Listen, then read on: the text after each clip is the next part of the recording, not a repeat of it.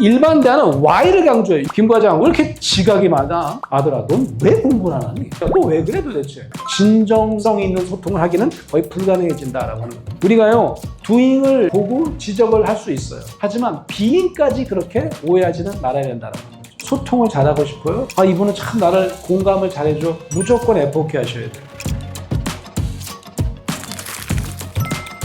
일반 대화와 코칭 대화는 딱 하나의 차이가 있어요. 일반 대화는 뭐냐면 판단이 굉장히 빠른 대화예요. 그래서 판단이 잠깐 멈춰지지를 않으면 무조건 일반 대화가 돼요. 근데 F.O.K라는 게 뭐냐면 따라해보세요. 판단 중지. 철학자들은 이걸 뭐라고 번역하느냐? F.O.K가 히라버인데 그리스 말인데 판단 중지라고 번역합니다. 코칭 대화는 제가 정의하기는 F.O.K가 기초가 되어 있는 F.O.K가 기반으로 하는 대화를 무조건 코칭 대화로 갈 수 있다고 하는 거죠. 무조건 소통을 잘하고 싶어요? 다른 사람에게 정말 아 이분은 참 나를 공감을 잘해줘. 무조건 F.O.K 하셔야 돼요. F.O.K를 안 하면 그런 것들 다 물 건너가게 돼 있어요. 아주 고대 철학 시기에는 별로 중요한 개념이 아니었대요. 예를 들면 양편으로 나서 막 우리가 싸워. 논쟁을 해. 아테네에서. 예를 들면 이쪽에서는 뭐 닭이 먼저야. 저긴 달걀이 먼저야. 이게 끝이 날까요? 이 얘기가? 끝이 안 나잖아. 그러면 누구 한 명 듣고 있다가 F.O.K 소리를 질러요. 판단 중지 이게 stop이라는 뜻이에요. stopping이라는 뜻이에요. 동명사형으로. 그러면 어떻게 돼요? 이제 그만해야 되는 거예요. 이런 어떤 뭐 규칙 같은 거였대. 근데 이제 근대 철학으로라서 이 현상학이라고 하는 학문이 생깁니다. 그때 후서라고 하는 사람이 뭘 얘기하느냐? F.O.K라는 걸 얘기합니다. F.O.K를 무지하게 잘해야 된다는 거지. 예를 한번 들어볼게요. 아들 방에 들어갑니다. 아들 방에 문을 열 때 아들이 뭐 하고 있기를 바라세요? 책상에 앉아있기를 바라세요? 침대에 자빠져 있기를 바라세요? 책상에 앉기를 바라세요? 근데 문을 열었어. 근데 어디 있어요? 침대에 있죠. 그러면 뭐 하고 있을까요? 책 보고 있을까? 뭐 하고 있을까요? 핸드폰 보고 있죠. 희죽희죽 웃고 있어요. 그러면 야! 너 또 게임하지? 내가 너 그럴 줄 알았어. 대학은 다 갔어 자식아. 이렇게 얘기를 했어요. 엄청 진도가 빠르죠. 판단이 무지하게 빨라. 왠 줄 아세요? 어제 그랬기 때문이에요. 그제도 그랬기 때문이에요. 한 달 내내 거의 절반은 얘가 침대에 누워서 핸드폰 했기 때문이에요. 나의 현재 판단은 과거로부터 온 거예요. 오늘은 이 친구가 뭐 하는지를 확인해 보지 않았어요. 소리를 지르고 야 이 자식아 너는 자식아 게임 중독이야 막 엄청나게 판단했는데 알고 보니까 그날만큼은 그 아이가 뭘 하고 있었냐? 좀 있으면 엄마 아빠 생신이야 뭐 애니버서리야 그래가지고 몰래 깜짝 선물하려고 내가 선물 검색하고 있어서 기분이 좋아서 희죽희죽 웃었어. 근데 들어가자마자 뭐라 그랬어요? 야 이 자식아 넌 대학은 다 갔어 라고 하면 걔가 계속 검색할까요? 집어 던질까요? 이거 내가 미쳤지 내가 엄마 아빠를 위해서 뭐 이렇게 관계는 끝이 난다. 그게 바로 뭐다? F.O.K예요. 이 F.O.K를 후설이라고 하는 학자가 쉽게 설명하려고 이거는 경험의 과로치기다 이렇게 얘기를 했어요. 과거로부터 오는 경험이 너무 많이 밀려오니까 판단을 중지하고 이걸 잠깐 과로에 묶어놔야 돼.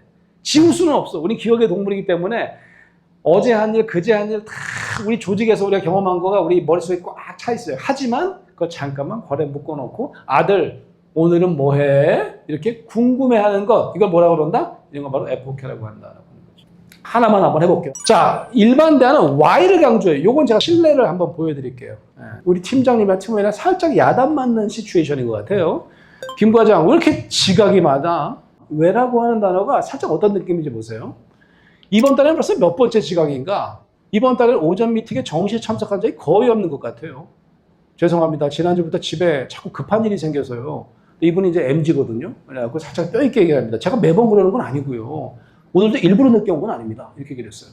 아마 김 과장을 보는 이 리더의 팀장의 마음은 어떤 상태일까? 이게 절대로 오늘 일만은 아닙니다. 어제도 그랬고 그제도 그랬고 지난주에 내내 며칠을 지각했는지 몰라. 내가 이렇게 판단하는 거는 당연한 이유가 있어요. 과거에 기인한 겁니다.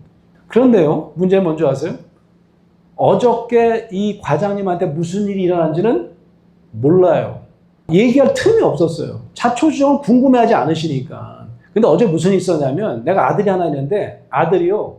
사고가 났습니다. 의식불명이에요. 그런데 이런 대화를 했어요. 뭐 어떻게 되는 줄 아세요? 쌍소리가 나오는데 쌍소리를 못하고 너랑 나랑 이제 끝이야. 네가 인간이야? 나한테 어떻게 이런 얘기를 할 수가 있어? 이렇게 변한다고요. 이 대화 하나로 이 사람과 관계가 완전히 무너져요. 내가 천하의 나쁜 놈이 돼요. 왜 그런 줄 아세요? 내가 판단이 너무 빨라서 그래요.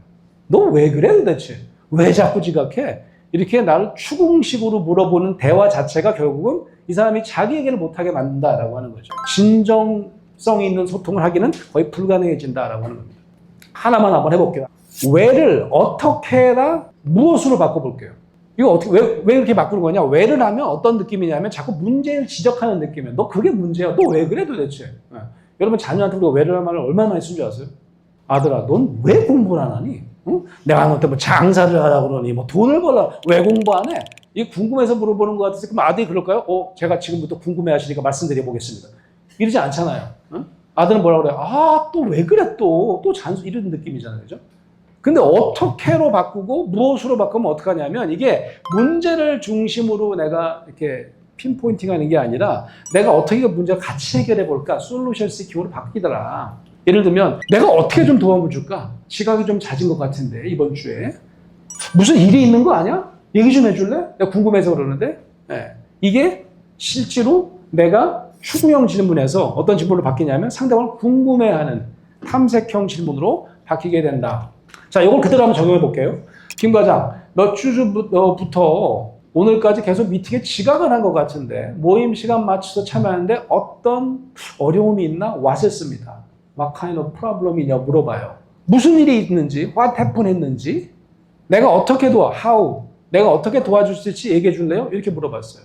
그냥 where를 how나 what으로 바꿨을 뿐이에요. 궁금해하는 질문으로 바꿨을 뿐이에요. 그랬더니 어떻게 해요? 사실은 2주 전부터 자꾸 급한 일이 생기는데 자초지종을 얘기합니다.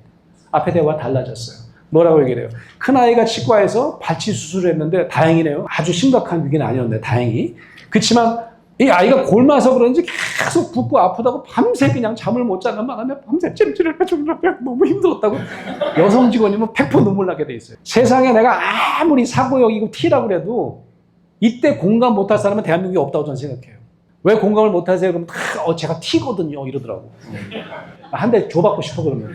에포케가 안 되면 무조건 공감 못하게 돼 있어요. 근데 에포케가 하니까 이 얘기를 하는데 나는 그건 모르겠고 지각은 잘못된 거야 이렇게 할 사람이 있을까요? 아니에요. 야 놀랍겠다. 아들이 몇 살이지 아들이? 어떻게 괜찮아졌어? 이렇게 궁금해할 거 아니에요 계속. 그러니까 어떻게 해요? 감사합니다. 내내 아들 때문에 신경 쓰이면 어떡하지? 다음 주부터 미팅이 많아질 텐데 스트레스 많을 텐데 제대로 해 이렇게 하지 않고 내가 또 How can I help you? how를 쓰면 내가 어떻게 도와줄까요? 이렇게 물어봐요. 그랬더니 어떻게? 아닙니다. 제가 집안일 때문에 모임 준비에 신경 못 쓰고 왔습니다. 이런 일 절대 없도록 하겠습니다. 끝에 말은 비슷해요. 잘하겠습니다 앞으로 라고 하지만 마음은 달라요. 내가 평가받고 내가 판단받지 않고 내가 이해받는 느낌이 이렇게 다르게 만든다라고 하는 겁니다.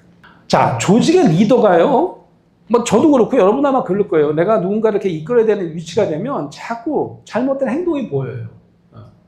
그러니까 판단형 대화를 할 수밖에. 쟤 또 저래, 또 지각하네. 그러니까 한번 따라해 보세요. doing과 being을 혼돈하지 말자. 요것만 기억하시면 돼요.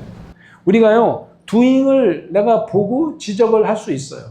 하지만 being까지 그렇게 오해하지는 말아야 된다라고 하는 거죠. 지각하는 거 내가 지적할 수 있어요. 지각하는 행동에 대해서. 왜냐하면 지각하는 행동이 내가 궁금해해야 될 필요는 있는 행동이에요. 왜 그런지, 그죠? 근데 어떤 일이 일어나고 있는지를 내가 궁금해할 필요는 있어요. 그렇지만 야, 너라는 인간은 틀려먹었어. 응? 놀면서 직장 다니는 아주 그냥 이상한 인간이야. 너라는 인간은 우리에게 필요 없는 인간이야. 라고 비인까지 망가뜨리기 시작하면 더 이상 답은 없다.